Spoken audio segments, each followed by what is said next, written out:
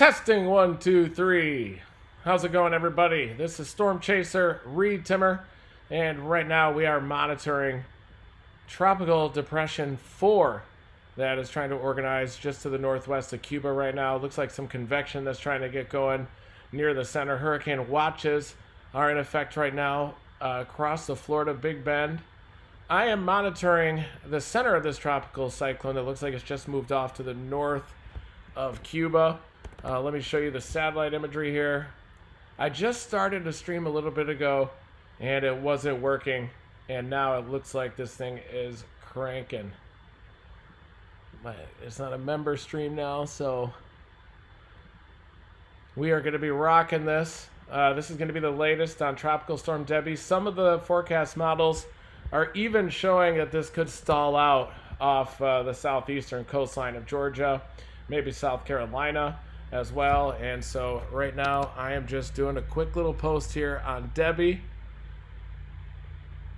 Thanks everybody for tuning in. This is a live emergency update, as there are some forecast models that show this being a very dangerous mega disaster that's going to stall offshore of Georgia, South Carolina, North Carolina. Some of the forecast models are showing double-digit rainfall totals up there, possibly even approaching 10, 20 inches of rainfall. Certainly could be possible. So we are monitoring this developing situation. Live emergency update. Hurricane watches are in effect throughout the Florida Big Bend. We are going to be chasing this, of course, on the ground.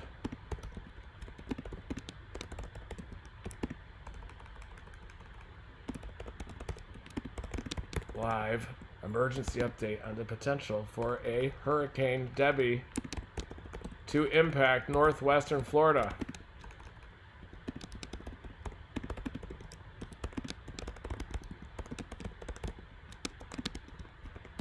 We're going to be activating live storm chase mode.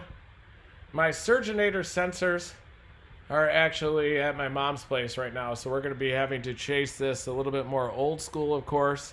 And again, those hurricane watches have been expanded all the way out to Apalachicola out there near the Florida Big Bend region, down to just south of Cedar Key. Looks like at least a 3 to 5 foot storm surge out here possible. Right along the nature coast, you can see how concave that shoreline is.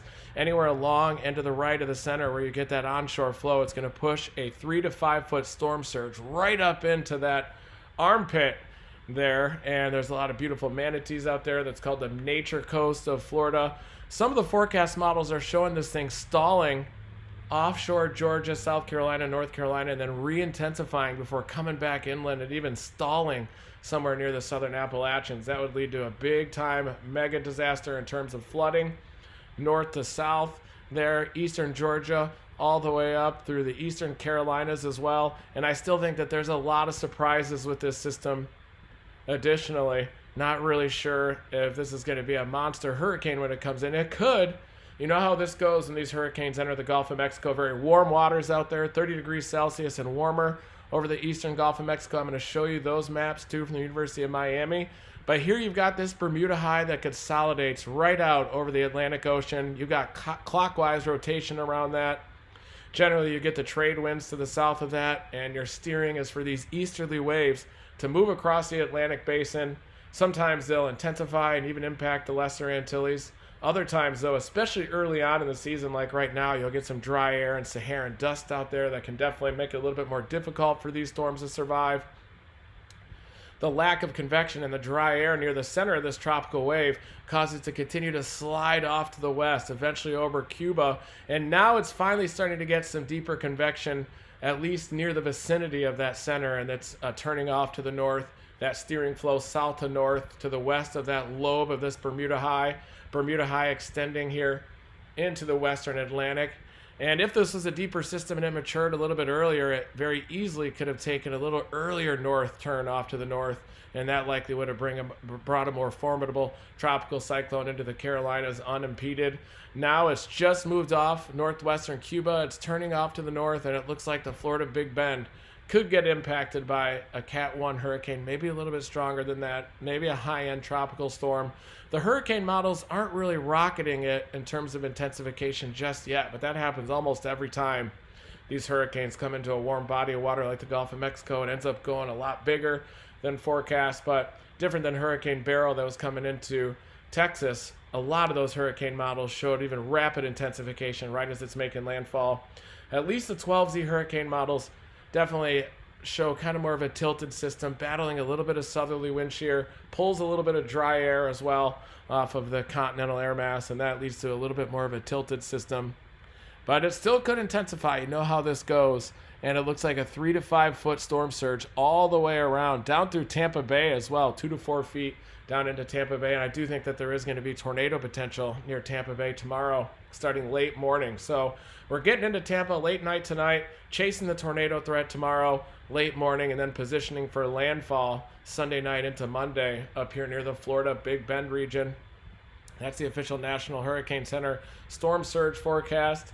Let's break down some of the latest here, especially looking at visible satellite imagery. I want to show you some of the latest here on visible satellite, and I could show you exactly where that center of circulation is going. You can definitely see the broad cyclonic spin. You can also see the closed low-level center just to the north of Cuba here. That's why visible satellite is such a useful tool for identifying those areas of closed rotation, especially when this thing is over Cuba and you're unable to fly the hurricane reconnaissance missions into that storm to know exactly when it formed. It was a potential tropical cyclone for a while.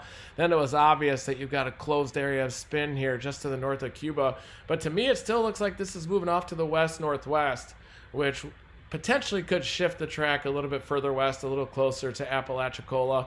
But you can obviously see the cyclonic spin around this gyre as it's really starting to get going. This convection off to the north almost seems to be unzipping and wrapping a little bit closer to the center. So I think that what will happen here as we go through the afternoon this Saturday, you'll see this area of convection expand off to the north of this system. It could unzip or propagate down toward the center of the tropical cyclone. It's leaving behind this cluster of convection to the south of Cuba just a little bit. And now this tropical cyclone has emerged over the warm waters of the Florida Strait. There you can see the Florida Keys just off to the north. You can see this convection starting to expand as well near offshore Florida. That's also going to start to intensify. And very warm water, again, being in place. Right now, the National Hurricane Center has it at 70 miles an hour at landfall. Kind of a high-end tropical storm. Tropical depression has become somewhat better organized this morning with the circulation becoming better defined over western Cuba. Curved convective bands forming close to the center. Southern semicircle.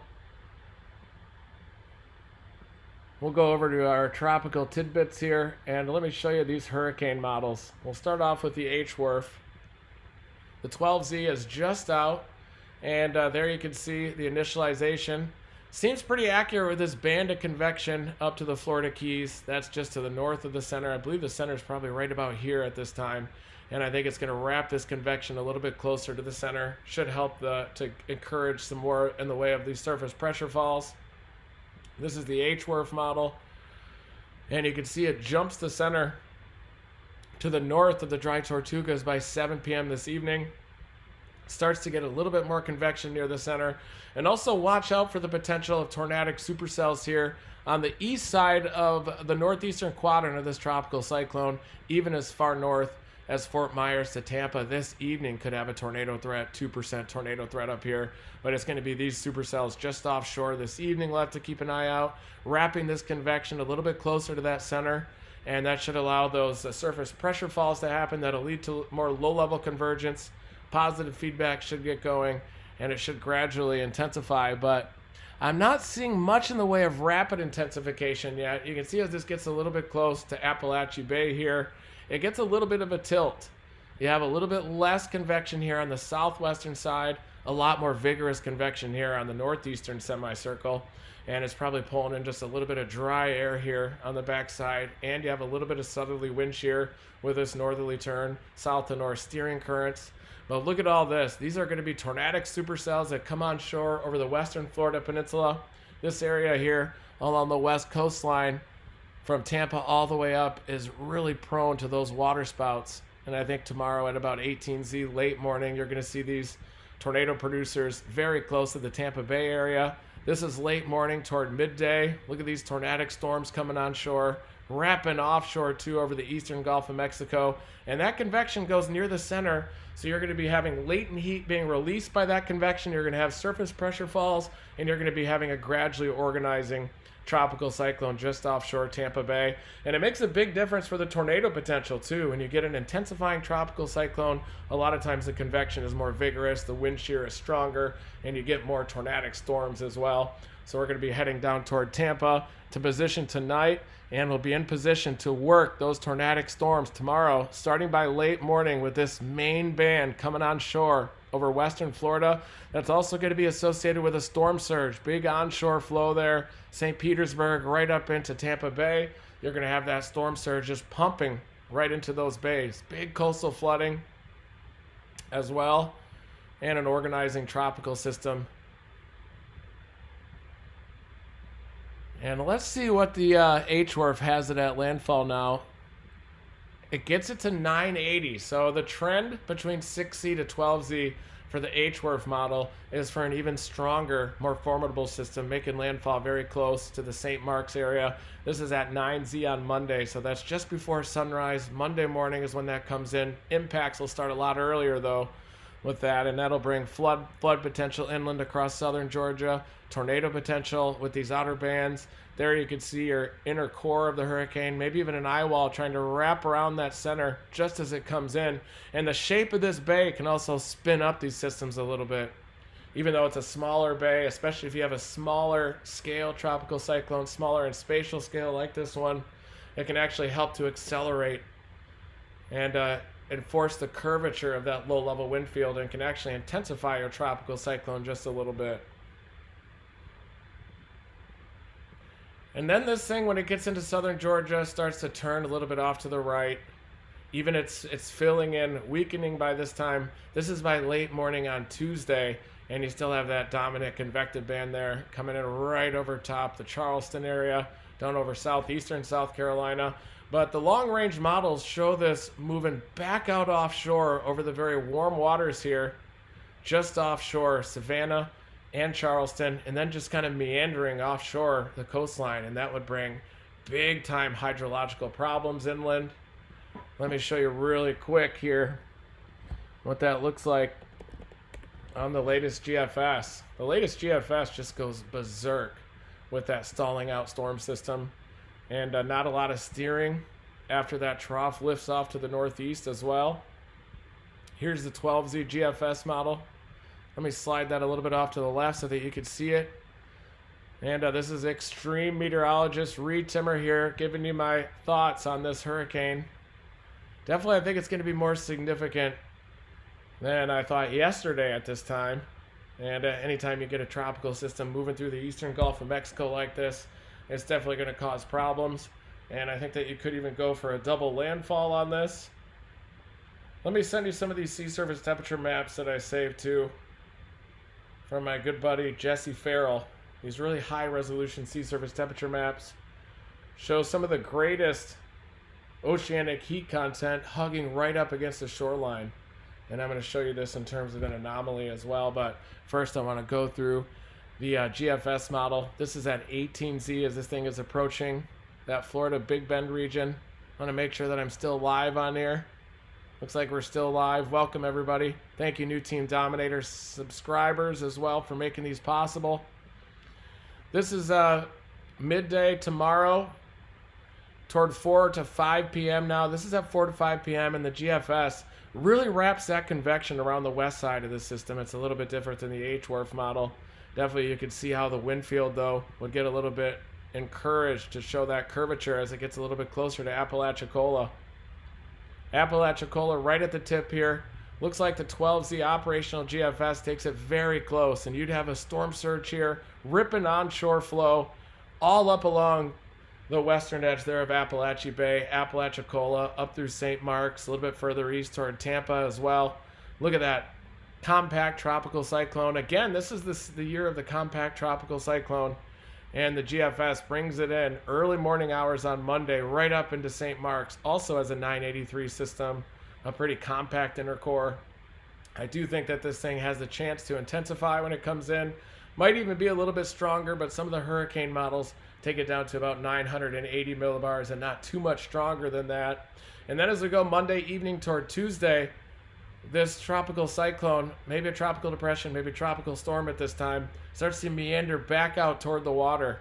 And there's a lot of uncertainty at this point in the track. This could be a little bit inland. Still would bring very heavy rain near the Savannah River region, Savannah up toward Charleston, prolonged onshore flow across multiple tidal cycles. A stalling out tropical cyclone is about the worst disaster you can have because of the rainfall that it dumps Tuesday afternoon into Wednesday. This thing will, according to at least the operational GFS, starts to gain strength again once it gets over the warm waters. And that's going to continue the strong onshore flow. That's going to continue a lot of flooding rainfall as well. But there's still a lot of uncertainty in this. This could very easily just happen inland and not re-intensify. But if this version of the GFS happens, you'll probably even get the concavity here of this portion of the coastline, helping to tighten up the curvature of that circulation, bringing some very heavy rainfall onshore near Charleston, Georgetown areas. 988 millibar low there. Still tries to intensify and then eventually comes back on shore near the Charleston area. And then this thing goes inland a little bit across the South Carolina low country, coming right up the river valley, and might even stall out over the southern Appalachians, which would dump prolific amounts of rainfall up there. Basically would turn into a flooding mega disaster. This is Thursday night into Friday morning out here, folks, when you'd have these big time flooding conditions. Upstate South Carolina, southern North Carolina, there's your low. But still a lot of discrepancies amongst the different models, even the model ensembles. Going back out to the GEFS ensemble, and you can look at the individual members, the minimum pressure of the individual members. A decent spread even by Friday here across southern Georgia. So the GFS ensemble keeps a tropical low down here over the southeast, just dumping prolific rainfall. And look at that, Wednesday into Thursday. The GFS ensemble has a lot of different locations for these individual tropical cyclones here, depicted by the individual model members of the GFS ensemble. And it does look like a lot of them re-intensify that. 992, 992, 996. You could definitely see a lot of those lows. The darker color here kind of shows you where the mean low pressure is located. So shows you where the greatest signal is for this tropical low to be located. And the fact that the colors get a little darker means that it does have potential to re-intensify here just off northeastern Florida. That would mean that it comes right up near Appalachia Bay, turns off to the northeast, and then just sits here and spins off the southeastern U.S. And then they retrograded even over the south. Look at that. That's why some of those model members even showed a re-intensifying system moving east to west across the northern Gulf of Mexico.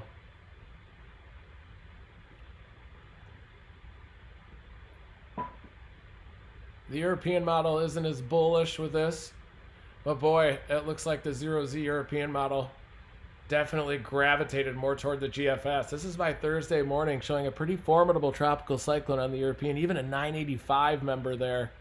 Some pretty low individual storms. Very favorable conditions for intensification after it kind of meanders out over this area here. Very warm waters of the Gulf of Mexico. Let me pull up the water temperatures in the Gulf, or that was just off the Gulf, but let me pull up GOM SSTs. Thank you everybody for joining us here. We are definitely going to be doing live coverage of this. Stay tuned, because I do think that this has the potential to be a big frickin' problem. Look at these sea surface temperatures. This is raw sea surface temperatures. We are pushing 32, 33 degrees Celsius up there in Florida. Look at some of these sea surface temperatures, folks. Very warm water right along this coastline. Purple's even, that's greater than 33 degrees Celsius. In purple, pink is about 32, 33 degrees C just offshore. Look at all those very warm waters. All that pink and purple, big time sea surface temperatures anywhere above the red, and orange is greater than 30 degrees Celsius. And right now this tropical cyclone is located right around this area in a little bit of an upwelling zone just to the north of Cuba, and it's about to run into this very high oceanic heat content as it lifts off to the north over the eastern Gulf. 31, 32, 33 degrees Celsius. You have the concave bay there that's going to bring onshore flow from the bay right onshore there. We're going to be starting off in Tampa Bay for the tornado threat late morning. tomorrow into early afternoon, and then position for landfall a little bit further north. But you can definitely see some of those sea surface temperatures are very high, right in tight off the Florida Peninsula. Let me zoom in a little bit there. Look at these sea surface temperatures, folks, and these are raw sea surface temperatures. So right around this area, you're talking 32 degrees Celsius and warmer. Major oceanic heat content out here. But you remember Idalia last year went over those very warm sea surface temperatures, and it ended up weakening a little bit on approach. And some of the waters here are very shallow in this portion just off of Florida. So hopefully, if a hurricane does make it up there, it'll stir up the water a little bit. But boy, there's a lot of warm water. Not as much though, notice, just off of Georgia, but still more than sufficient to guarantee some re-intensification out there. It doesn't have to be 32 degrees Celsius to warm, just greater than 27. And out here, you still have some warm water just off Georgia, but you got to wonder if some of these greens out here are a little bit less in the way of sea surface temperatures. Hopefully that'll at least prevent rapid intensification from happening, but a lot of those forecast models are showing that. There's the official National Hurricane Center cone. Thanks everybody for tuning in. Welcome new Team Dominator members. Definitely share this stream if you know anybody that lives in the southeastern U.S. Dominate that like button, let everybody know, because we are giving the latest. We also forecast worst case scenarios here, more so at Team Dominator, and that's just because as a storm chaser, that's what gets me out there. I go after those worst case scenarios. I hope that they don't happen. I definitely would never hope for the dark side that these storms leave behind, that is the damage. But here is that high pressure that consolidates over the Bermuda High. It used to have this lobe of high pressure that extended off to the west, but this tropical wave never really had vigorous convection with it. It still doesn't, but it's starting to get a little bit more near that low-level center, at least it has a low-level center now. But when that Saharan dust and dry air was dominating it out over the open Atlantic, it had a little bit of trouble gaining some mass and vertical development to really feel this turn off to the north, and a weakening of this western lobe of that high pressure consolidation over the Bermuda High. But that's what's causing us to turn off to the north. A little trough will slide over the top of that high and then just kind of leave this tropical cyclone behind. And it might even meander a little bit inland, might meander east to west across the northern Gulf of Mexico.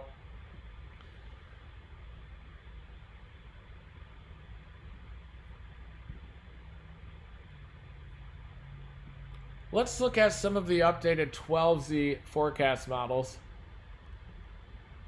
TropicalTidbits.com is my favorite place to go for these updates. Dr. Levi Cohen does a very good job. Just a wonderful, simple look at these forecast models too.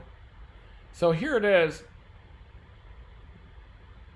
These are the 12Z hurricane models, and they've adjusted off to the west. When we did our briefing yesterday, most of the cluster was a little bit further east, and it even took that system right over the heart of the Florida Peninsula. That would obviously prevent it from intensifying too much. And there was a little cluster, a secondary cluster of tracks further west out here, and now the hurricane models have really gravitated over that western cluster. And it continues to move west-northwest. The center is actually up here now and continues to truck further west. So I do think that if there's any error with this track, it could bring it a little bit further west and a little closer to the Florida Panhandle. So don't let your guard down. Florida Panhandle, Pensacola, all the way through Panama City Beach. But the models do show that eastward turn and a potential stall out here. Offshore Georgia, South Carolina, North Carolina, a bit of a stall out. And if that stall out happens offshore, then you're going to have even worse impacts, stronger onshore winds, more vigorous convection, more flooding rainfall. And if this thing meanders inland and then starts interacting with the southern Appalachians, then you're going to start squeezing out that moisture with orographic lift too. You're going to have that big conveyor belt of moisture, and you're just going to get that moisture wringing out, just funneling right up into the eastern Appalachians here. Looking at the hurricane intensity models, even though they're notoriously inaccurate, you can definitely see that this trend is up toward an intensification trend. That's why you have hurricane watches issued for the Florida Big Bend. The models are trending upward with intensity. And with that very warm water over the eastern Gulf of Mexico, I wouldn't even be surprised if it overperforms a little bit. And you can also see the secondary potential for intensification just offshore the Carolinas and Georgia.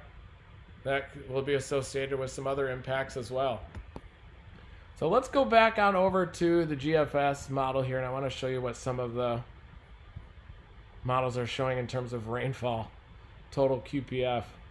And that's last night's model run. We'll go back to 12Z, which has shifted that rain blob a little bit further to the south and increased it. But these browns here across eastern Georgia, eastern South Carolina, that's like 10, 15, 20 inches of rainfall, peaking right near the Savannah River Valley, near Savannah, up toward Charleston as well. So this tropical cyclone is going to be strengthening. That's why you can see the rainfall footprint get a little bit more robust with time as it gets closer to the Florida Big Bend here. It's going to continue to intensify, and then it's going to turn off to the right and slow down as it reaches this portion offshore Georgia, South Carolina, North Carolina, and then you get that rainfall footprint increasing in size even more dramatically.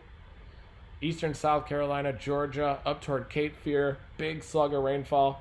So far, the GFS hasn't picked up on that intensifying rainfall over the southern Appalachians, but it probably will soon if that meanders back inland a little bit.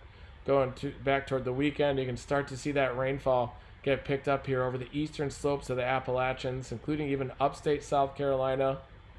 You can even see a donut hole in the QPF because of that tropical cyclone stalling there just offshore Charleston. This would cause major frickin' problems out here, Savannah, Charleston area, even up toward Myrtle Beach. Double-digit rainfall totals, 16, 15, 20 inches of rainfall, 21 inches up there in Savannah. This would be an absolute mega disaster in terms of flooding happening here. And you can definitely see the footprint of rain lifting all the way up to the Florida Big Bend, pushing inland across northwest Florida, southeastern Georgia just getting wrapped. 20, 21, 22 inches of rainfall. Eastern Georgia, possibly inland as well into portions of upstate South Carolina. Just got to be kidding me with that. You got to be kidding me with this. You got to be kidding me with that. You got to be kidding me with this. You got to be kidding me with that. Yep. Let's see what the 6C GFS had. Look at the 6C. Just has a ripper there near Savannah, Charleston. I can't even begin to describe to you how devastating this would be for this area if this happened in terms of rainfall. And I do think that the potential is pretty high for a stalling out tropical cyclone. Eastern Georgia, eastern South Carolina, eastern North Carolina, folks. Big frickin' problems out here. We're going to be going live when this happens as well. We'll be streaming live the tornado threat, possibly starting tomorrow near the Tampa Bay area by late morning. And then we'll head all the way north to get the Big Bend area. Thanks, Bill. Yeah, everybody's doing these briefings now. Thousands of our best friends are coming out to chase these hurricanes. It's hardly even a moving target. It's moving so slowly. That's why it's so easy to get in position on these, but then you have to deal with the flooding and the impacts, riding it out in your vehicle, trying to avoid becoming a victim of a storm, which would end up being a career ender for a storm chaser, of course. I always tell people if I am in need of rescue, I'm not even going to ask for it. I'm just going to deal with the situation on my own. So if you're an emergency manager and you see me and it looks like I'm in need of rescue, just let me be. Leave me behind. Let me float away or maybe curl up into the bushes in the woods and just absorb into the soil. But just know that I'm a happy guy. Chasing storms, at least. I'm not happy when I see the dark side and the damage that these storms leave behind. But look at some of these rainfall totals. 25 inches there on the 6C GFS. So watch as we go from the 12Z GFS yesterday. Not very much rainfall. A little bit over southeastern Georgia. I saw some of the broadcast traditional media meteorologists just identifying this little red area of rainfall near Savannah River. But watch as you go from 12Z to 18Z. Uh-oh, we're starting to get a blossom there. And then you go to 0Z. It brings that big blossom of precipitation inland across the South Carolina low country. So the trend in the GFS models from yesterday to last night to this morning is toward the potential for a flooding mega disaster here over eastern Georgia, central and eastern South Carolina, maybe even portions of eastern North Carolina. Gotta be kidding me.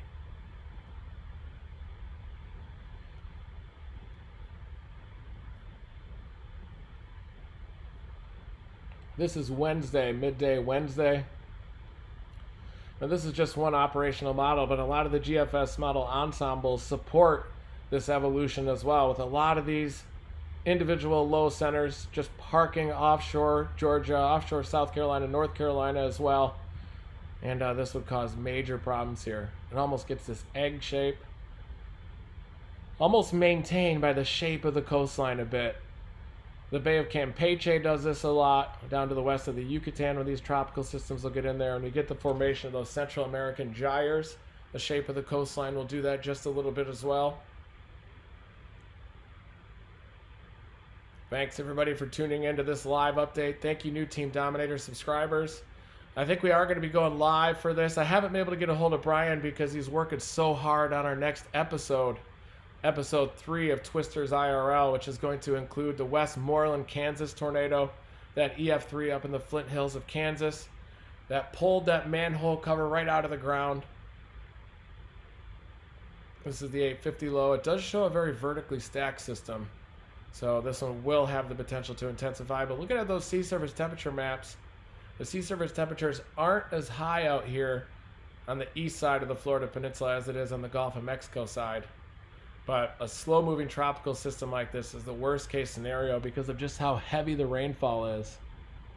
You get tornadoes as well. You might get a little bit less in the way of tornadic activity with a system that's not really getting picked up as much by an upper-level trough.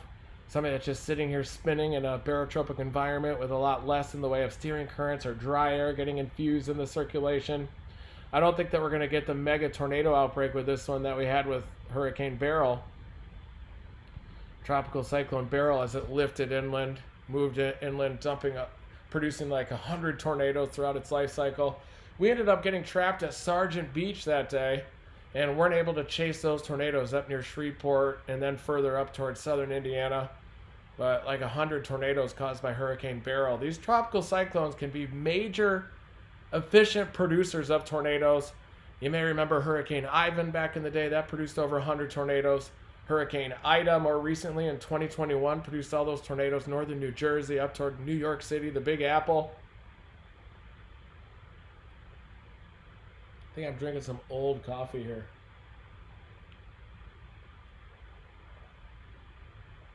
Some stale coffee. So this is the issue. You're going to have a 3 to 5 foot storm surge minimum along the concave portion of Florida, of northwest Florida, near the Nature Coast, home of the manatees, all the way up near St. Mark's. And those hurricane watches have been extended west to include Apalachicola, right up there near the point. Even get black bear out here across this portion of the Florida Big Bend. I've covered a lot of tropical systems out here near Apalachicola, and you always see those signs of black bear crossing that could happen along that highway right along the coastline there. A beautiful area out here. Some little good news is at least this portion of Florida is probably the least populated part, but people live there. Beautiful animals live there as well. It's a beautiful part of Florida, and it's also an area that's very prone to those storm surges. Down near Cedar Key, remember Hurricane Idalia? Last year, we were on that stilt home across the street from Jim Cantori out there covering that. And up near St. Mark's, right up near the apex of Appalachia Bay. There's Tampa Bay, 3 to 5 foot storm surge expected there. We're going to be down there tomorrow, at least during the late morning into the early afternoon, covering that storm surge potential. Maybe a 2 to 4 foot surge coming right up. Clearwater will have that surge.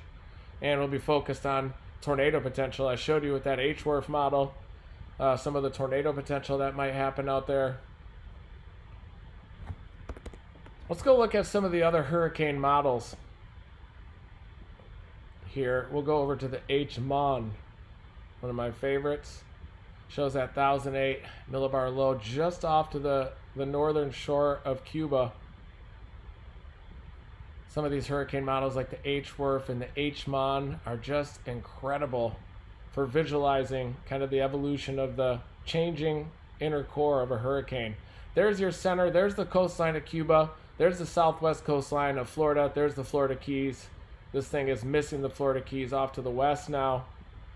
But offshore Tampa tomorrow morning by about 12Z is when this thing will finally start to get going, at least according to some of the hurricane models. And by that time, 15 to 18Z, vigorous convection begins to come ashore near Tampa Bay. That could have some supercell potential, water spouts, tornadoes making landfall out there. This band of convection could definitely be associated with tornadic activity and all the way along the nature coast. Starting late morning tomorrow, extending through the afternoon, and you're starting, the H-Mon is showing that convection wrapping near the center. That's going to lead to those surface pressure falls. However, the hurricane models are showing a little bit of this dry air kind of wrapping into the system, and I think that leads to a little bit of a tilt from the low-level center to a loft, and that would prevent this thing from really bombing out, but I don't know if I buy that either. Look at that 987, 984, 987, right up near St. Mark's. But that's the 12Z model. So the new 12Z models are out, and they still kind of show this asymmetric circulation a little bit, but it definitely does try to get a decent inner core. Tornado potential big time with these. Inland north central Florida into south central Georgia. Definitely some tornado potential, flood potential there with those. Dry punch coming in as well. That'll help to exacerbate that tornado threat with this main rain band out here, main convective band. And you could also get tornadoes too with the inner core of the hurricane, but that's really all an inner core is. All an eye wall is just a bunch of supercell storms smashed together into a donut shape. And that's why a lot of times kind of on the inner shear zone of that eye wall, you can get a lot in the way of even tornadoes. Hurricane Irma produced like a big cone wedge down there on Big Pine Key, just to the east of Key West. Simon Brewer, my good buddy Simon Brewer, saw that tornado on the inside of the eye wall. So here we're going to have to watch this cluster of supercells as it lifts up through north central Florida with the H-Mon. Let's look at the HAFS model. It also kind of shows a little bit of a disorganized structure. You can see the surface isobars and almost a tilted structure a bit. Has a lot of this convection over the eastern semicircle and a lot less convection over the western side. Here you can see the isobar, so that's the center of your tropical cyclone. And so a lot of these hurricane models are showing a bit more of an asymmetric tropical cyclone with a lot of convection on the eastern side, a lot of tornado potential, a lot of flood potential as that lifts northward toward northwestern Florida.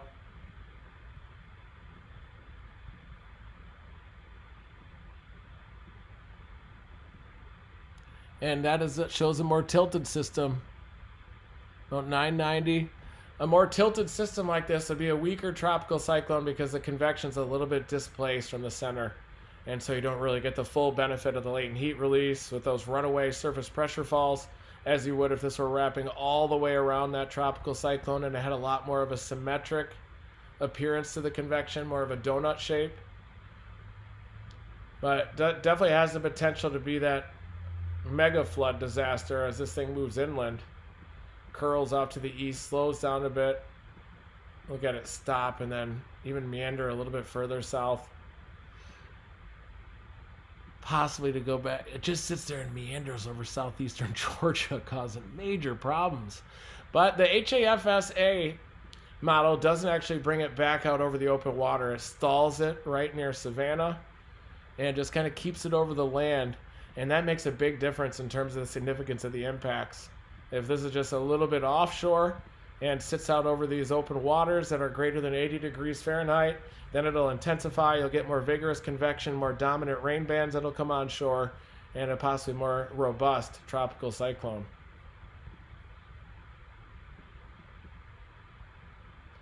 But it does try to move inland, and if it does, and then that tropical moisture, that onshore flow begins to interact with the southern Appalachians, then you'll have big problems with that as well.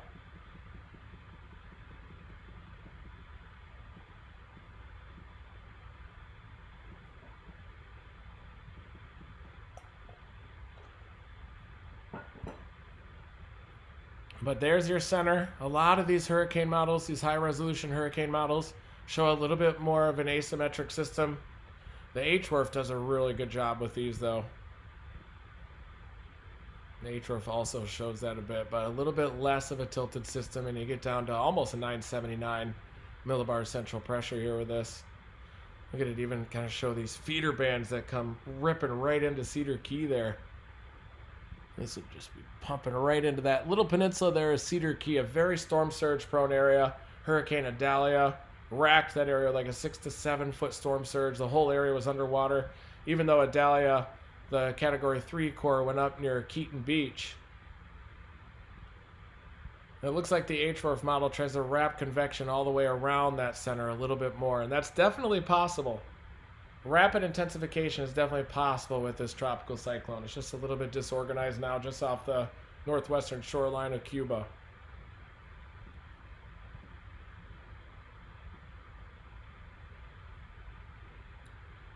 Yep, we are breaking this down here, folks. Looking at the HWRF model, I'm going to bounce back on over to satellite imagery. Tropical Depression 4 here. Let's look at the visible satellite. Then we'll look at water vapor. There's your latest visible satellite imagery. The center of this tropical cyclone is right here. It almost looks like we have a little bit of stratocumulus starting to develop near the center. Let's take a look and see how that looks on a different product. We'll bounce on over to water vapor.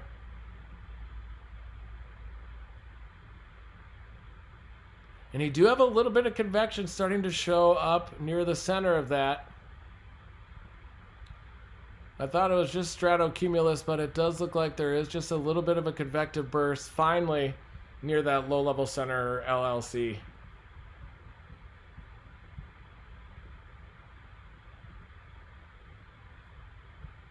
Oops.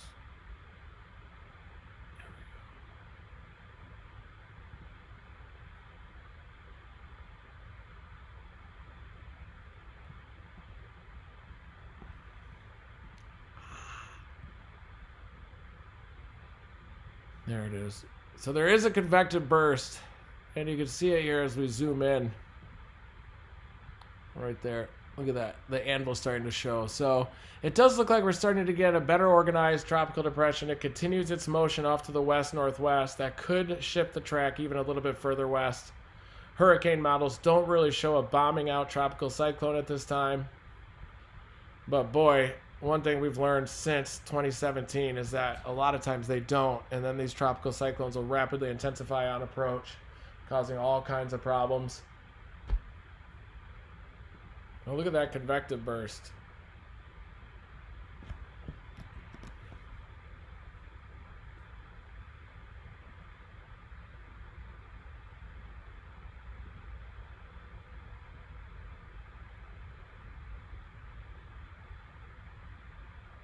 Yeah, it still just looks a little dry over the eastern Gulf of Mexico, but obviously more conducive for convection upstream. You can see how you have a lot of convection there over the Florida Peninsula and over the eastern Gulf of Mexico out in front of it. So it does appear that we're at least kind of losing the influence of that dry air a little bit, and this thing will just start to gradually turn off to the north. Probably Apalachicola, Cat 1 seems likely, but you never know. It could be a little bit higher. Can never underestimate the nonlinearities of these tropical systems.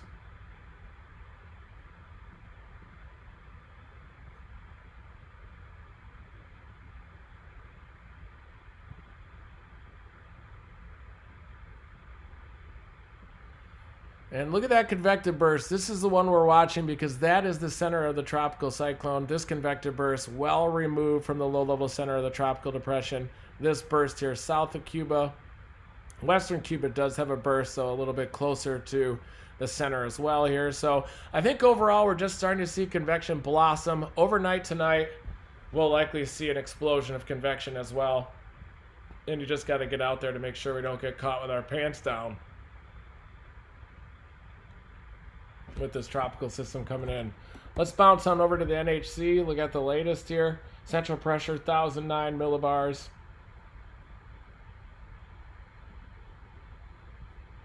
Still the hurricane watches, and look at the new hurricane cone. This is the 2 p.m. intermediate. And boy, it brings it offshore here Wednesday morning, just offshore Savannah. So it does show that eastward turn, the stall out that could happen just offshore, possible reinvigoration of the tropical cyclone, might even meander a little bit inland and possibly lead to a mega flood disaster upstate South Carolina as well. And definitely see the Apalachicola is included in the cone. These cones shift, of course, and the impacts, the storm surge is going to be felt all the way down the western edge of Florida. You could have a life-threatening storm surge. So even if this tropical cyclone passes well offshore, you still could easily get those life-threatening impacts all up and down the west coast of Florida, a very storm surge prone area. That's the official Hurricane Center cone. Thank you everybody for tuning into this live update. We got very warm SSTs up there. We are going to be covering this thing live. And don't forget those 3 most important words. Never stop chasing. Thanks again everybody for tuning in, and be sure to dominate that like button and share this stream with anybody that you know that lives over the southeastern US. Thank you everybody. We'll see you down there chasing this storm live into early next week.